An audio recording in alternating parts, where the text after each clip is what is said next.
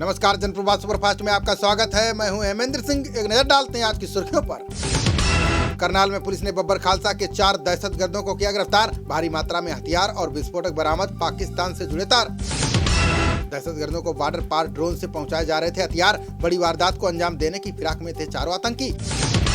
जम्मू कश्मीर के सांबा में मिली सुरंग को लेकर बड़ा खुलासा। अमरनाथ यात्रा बाधित करने की कोशिश, बढ़ाएगी चौकसी।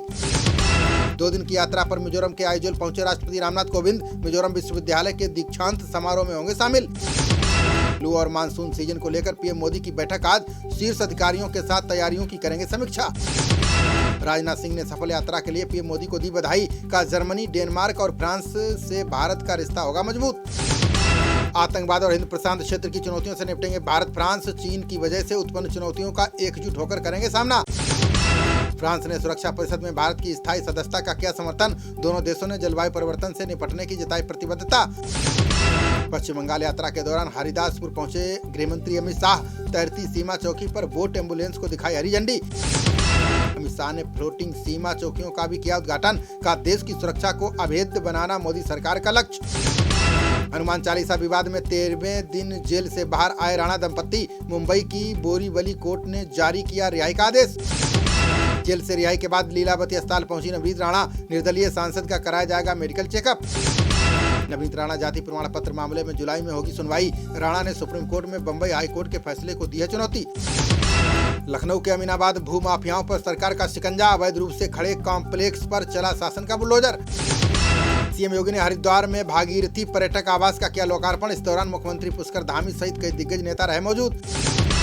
विभिन्न राज्यों में गहराए कोयला संकट ने रोकी ट्रेनों की रफ्तार। रेलवे ने 24 मई तक रद्द की 1000 से ज्यादा ट्रेनें।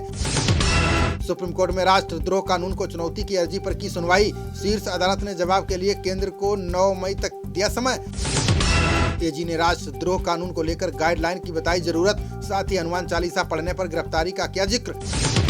नई पार्टी बनाने को लेकर रणनीतिकार प्रशांत किशोर ने दिया जवाब। का ऐसा कोई इरादा नहीं, लेकिन 17,000 लोगों से करूंगा बात। राजस्थान की ओंकार रैली में भाजपा नेता का विवादित बयान। ज्ञानदेव आहूजा बोले, कन्वर्टेड मुस्लिमों को बनना पड़ेगा हिंदू।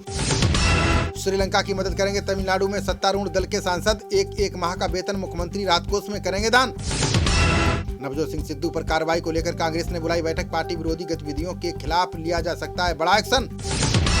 केंद्र सरकार ने गेहूं की किल्लत की अटकलों पर लगाया विराम। कहा, पैदावार कम होने के बाद भी देश में है पर्याप्त स्टॉक।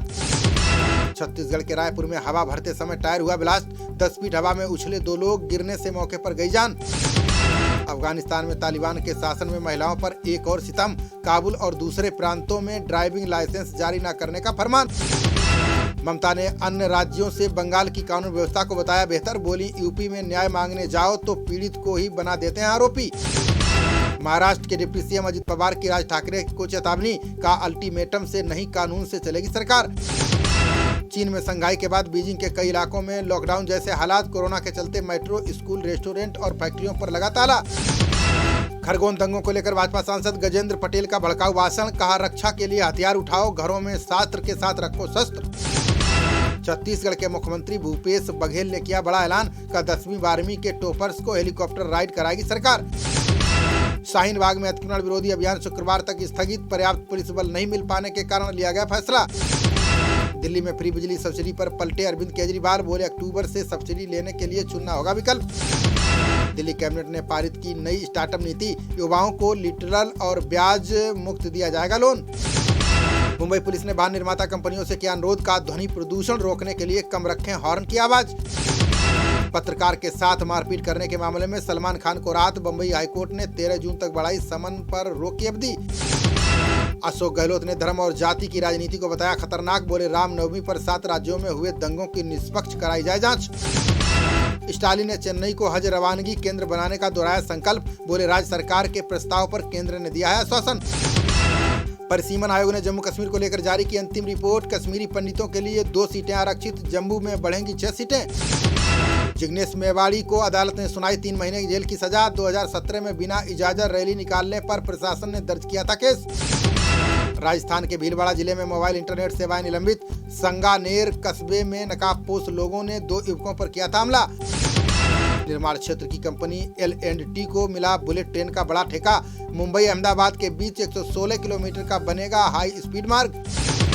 2021 में रिकॉर्ड संख्या में पर्याप्त भोजन से वंचित रहे लोग। संयुक्त राष्ट्र की रिपोर्ट में दुनिया में उच्च स्तर पर पहुंचा खाद्य संकट। अप्रैल में 5 महीने के उच्चतम स्तर पर पहुंची सेवा क्षेत्र की गतिविधियां।